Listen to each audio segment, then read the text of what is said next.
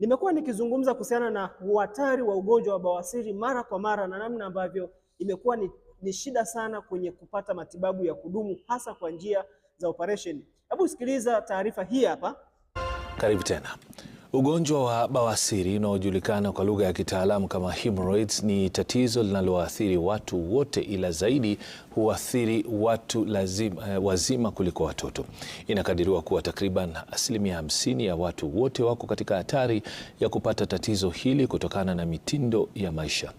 Mwenzangu Mwanahamisi Hamadi anatueleza mengi katika makala ya Siha na Maumbile. Bawasiri ni ugonjwa wa kawaida ambao huwakumba watu maishani kutokana na mfumo wao wa maisha. Tatizo hili ambalo huathiri njia kupitisha njia kubwa hujitokeza kwa aina mbili: bawasiri ya ndani na ile ya nje. Bawasiri, kuna mishipa ambayo huwa inakuwa huko chini katika ile njia ya kupitisha choo kubwa ama haja kubwa.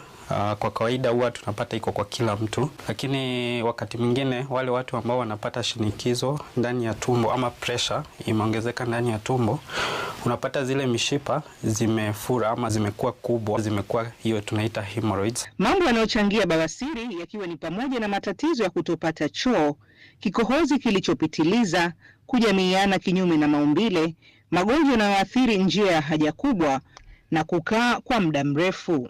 Unapata unavimbiwa na choo ama choo yako inakuwa ngumu. Kwa hivyo wakati ile unaenda choo unakaza zaidi ama ile tunaita straining, inafanya ile mishipa inakuwa kubwa. Kuna watu ambao wako wajawazito, ile ujauzito pia inaongeza shinikizo ama pressure ndani ya tumbo, inafanya hiyo mishipa inakuwa kubwa. Kuna wale watu ambao wako na unene kupita kiasi, hiyo unene inaongeza shinikizo ndani ya tumbo.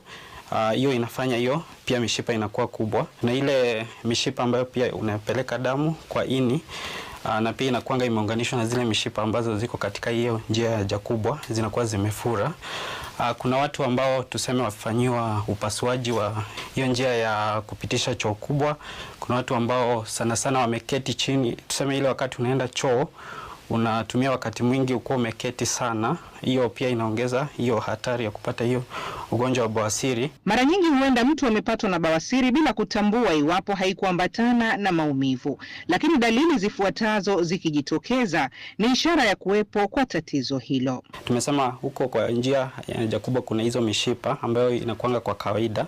Kwa hivyo kuna hiyo shinikizo ama pressure inawekwa katika ile mishipa na inazuia damu kuenea vizuri, inafanya hiyo mishipa kufura. Kwa hivyo hiyo ni njia moja ambayo inachangia kuwa na ugonjwa wa bawasiri.